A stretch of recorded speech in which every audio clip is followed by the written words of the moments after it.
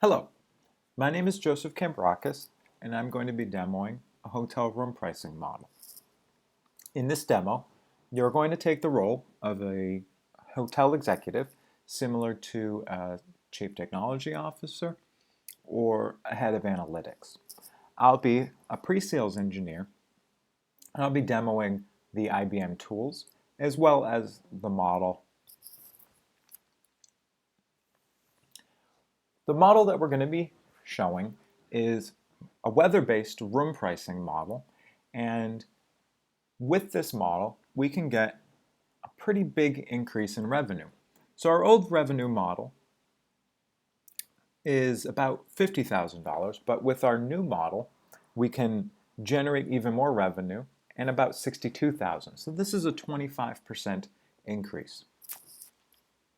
This is just an increase in revenue. It isn't related to any underlying profit metrics, which will be important, but it's also important to realize that there's going to be other incidental revenue generated from increased bookings.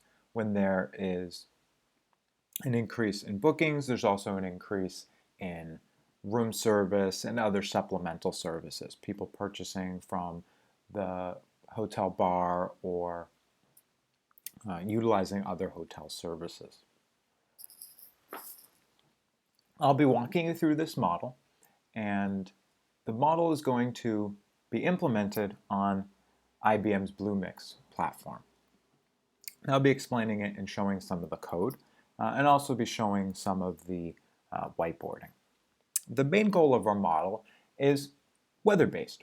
So we're going to combine the hotel data with weather data to build better room prices. And this simple idea of using weather to change the room prices is where we get this big increase. There's some underlying model assumptions that we'll talk about, but this simple idea is really what can generate such a big increase in revenue. So first we start with the hotel data. This is your data. This is data that you've collected about all of the hotel workings. It's going to have your customer data. It's going to have locations of the hotels, which is going to be very important for matching it to the weather. We're also going to have information about what rooms are available, what the room rates are. This data can be in whatever format it currently is. If it's in DB2, if it's in another type of relational database, if it sits in something such as Hadoop or MongoDB, it can be in any of these formats. The data platform that we have works with any kind of data format, such as this.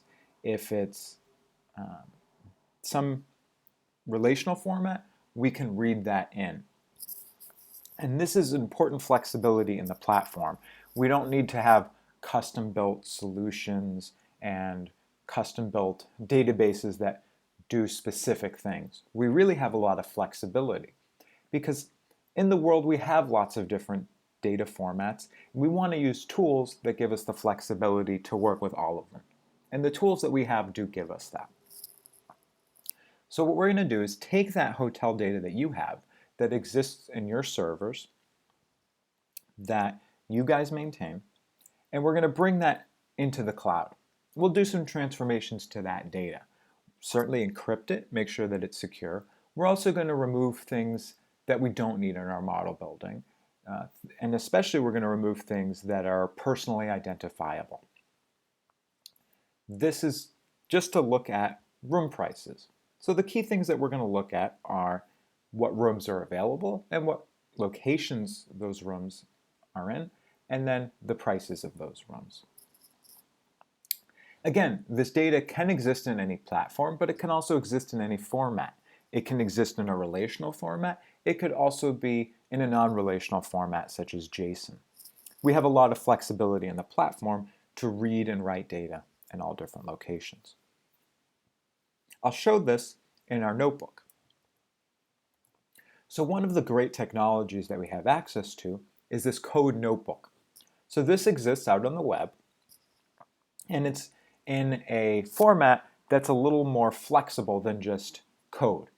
It incorporates lots of different pieces of technologies that make it much more usable. So it exists on the web, so it's very easy to share it. Lots of different people can have access to this and can read through it. There's also comments built in. So here we see the titles built in blue at the top, and we talk about our demonstration. So we can incorporate English language and make it much more shareable, much more easily understood for lots of different people. This notebook is built in Python, but there's again lots of flexibility with this tool to have it exist in lots of different languages. We're going to be showing Spark code that's written in Python, and we'll talk more about Spark towards the end of the demonstration. But for now, let's look at that getting the hotel data and loading it up. So we have this here in line 2.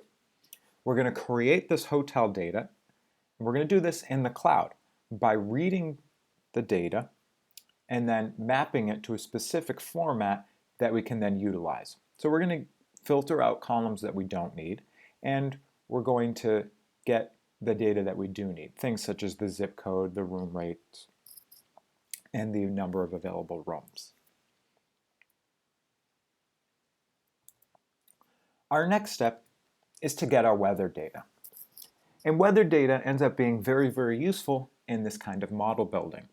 If you think about a lot of the decisions that you make day to day, weather's a big influence on this. Weather influences what temperature you set the thermostat at. It influences how you dress. It influences where you go. And this influencing where you go is the key thing for adjusting and influencing our hotel booking prices and rates. People are going to look at the weather to then determine if they're going to book a hotel room. If there is a projected hurricane in Florida, they're going to look at that weather information and say, well, I'm not going to Florida. And they'll do this every day. People are always checking weather data.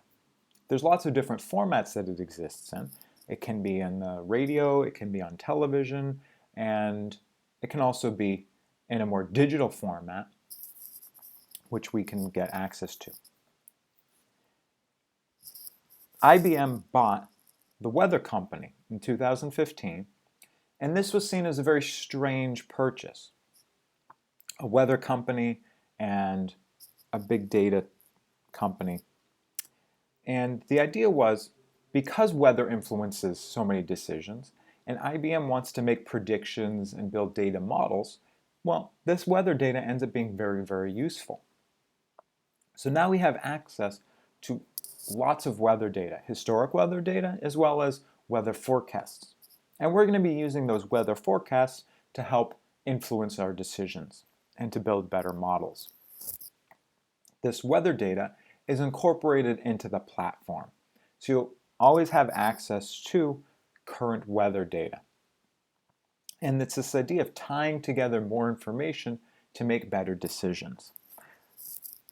More data, bigger data gives us better decisions. If we can make better decisions, those can lead to revenue growth. So what we'll have to do is transform that weather data that we have access to through the IBM data platform into a format more suitable for our model. In this case, it's going to be things such as taking the forecast and the location of that weather to then match it up with the locations of our hotels. This is in our line here, our forecast data. So we're going to read that data and then format it to a format that's very useful for us. Then we're going to join this data together. The joining the data together will help us build that model. And the big value in data science is by joining disparate data sets or external data sets together with our proprietary hotel data to, again, build better models and to make better decisions. If you think about decisions that you make in your life, they're not based on just one set of data. Humans do this naturally. We combine lots of different pieces of data together to then make a decision.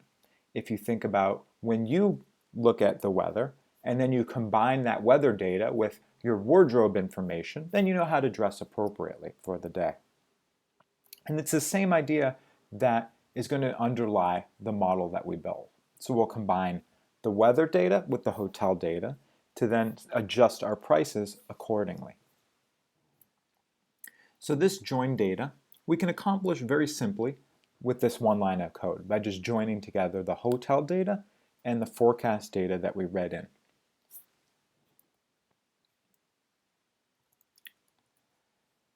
We're going to take this data and feed it into a decision tree model. Now this model is going to be built on historic data and trained. It's based on machine learning techniques and libraries that exist, and it goes and finds the sort of hidden behavior, the hidden information that went into all those decisions. So we'll take all our historic records and then build a model, and then this model, once built, can let us know how to adjust our prices and let us know what kinds of things affect the prices. The key thing that we're going to look at is the weather, and we're going to say the most important influence is the weather. If it's nice weather, we're going to book. If it's not nice weather, we're less likely to book a room. And we're going to use that information to adjust our room prices. We'll say if it's nice weather, people are going to want to book a room, so let's make the room slightly more expensive. If it's not nice weather, people are less likely, so to drive demand, we're going to lower the price. So we can look at that decision tree model, and it's here. It's called D-tree. Again, this is a simplified model just for demonstration purposes, but we can scale this up, we can make it much more complex. Here it has just a couple conditions, but we can build decision tree models that take in hundreds of variables and can make hundreds of different distinct decisions. This is just a small example for demonstration purposes. So what our model does is it checks the forecast, and it says if it's mild, then we're going to adjust our room rate because there's that assumption that people will want to book when the weather is nice or mild. If the weather is not, if the weather is rainy or snowy, we're going to say, okay, let's lower the room rate, and this is going to drive an increase in bookings. So we're going to lower the room rate $15, and then that will result in one more booking. Again, this is a very simplified model, but we can adjust it based on your real data to get real information and get more complex behavior out of it. And then it's going to return the zip code of the hotel, how many rooms are booked, and then the new adjusted rate. So that's going to be, again, all generated on the cloud. So we'll generate this new list, and we'll do this dynamically when we need to adjust our prices. This isn't a process that needs to happen continuously because the forecast isn't going to change continuously.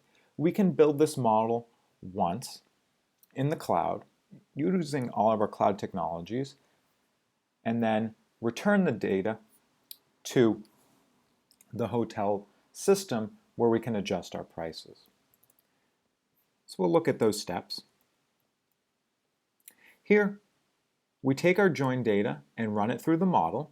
Again, it's very, very simple. It's one line of code, but this is going to scale very, very well. We'll talk about how it'll scale. And then we just return or collect our prices. So we have a zip code, the number of booked rooms, and the room rate. Now, the model looks very, very simple, and we don't have much code to demonstrate. The reason is because the underlying technology we use is meant to not be verbose. The underlying technology is technology called Spark. Spark's an open source technology that was developed at UC Berkeley, and it helps glue all of our processing together to then make bigger processes much simpler and easier to carry out. It's written in a very high-level language, but it has lots of flexibility. It can be, the underlying code is all written in Scala, but when we implement it, when we build our models, we can use Python, we can use Java, we can use R, and we can also use Scala. So it's very, very flexible. And it's important to have flexible tools because we don't want to be constrained by our tools. If our tools can do a lot, We don't need to hire specific analysts or programmers to use those tools. We can use the programmers we already have to then use this tool. The other nice thing about this tool is that it scales linearly. So Spark will work on one machine, it'll work on 10 machines, it'll work on 5,000 machines. So it scales very linearly in processing. The code also scales linearly. So the code that we saw when we read in our hotel data, that will work on a gig of hotel data, it'll work on 10 gigs or 100 gigs of hotel data. We don't need to adjust the code, which is really one of the most important things in building these kinds of processes. We don't want it to work only in small edge cases. We want it to work the same code in prototyping, piloting, and then in production. And Spark gives us that flexibility. The code that we write in prototyping will then work in production as well. There's no need to rewrite it in another language or to port it or to make adjustments of any kind. Now, the other part that's very nice is it matches our platform. It matches our cloud platform. Our cloud platform can grow and scale linearly, and it's great when that matches our tool. So if our data grows, we can get more space in the cloud. And then when we need the processing to do these transformations, to do these joins, Spark can grow with us and the cloud technology can expand as well. Spark will request more machines to run on. The cloud can service more machines.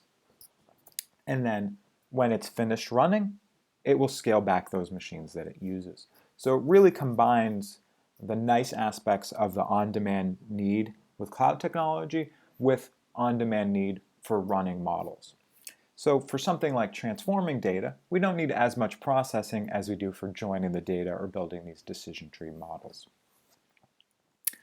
Our code ends up being very, very simple. Simple one lines, collect. And this will end up porting very, very well. We're no longer limited by our technologies.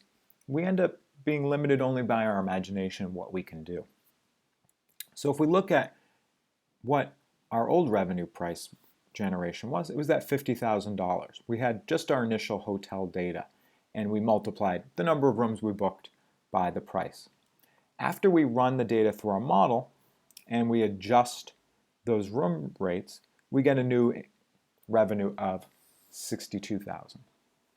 So there was about that 25% increase in revenue that we saw. Again, there were some model assumptions, but the idea of building more complex models and using more information to make decisions is really what's most important here. And now we finally have tools that'll let us get access to this information, the weather data, to process and join it, and it'll scale with us. It'll scale as the business grows. It'll scale from prototyping to pilot testing to then large-scale implementation. Another thing is we're not limited to just weather data. We can incorporate other data sources in as well. The tools will let us add more data. It'll let us join more data sets together. If we wanted to add competitor data and competitor hotel room rates, this is just one more line of code where we read in that data, transform it, and then join it into our model. And then we can have a model that says if our competitor rate is 200, then lower our rate to 195. We can incorporate many different kinds of data sets into this.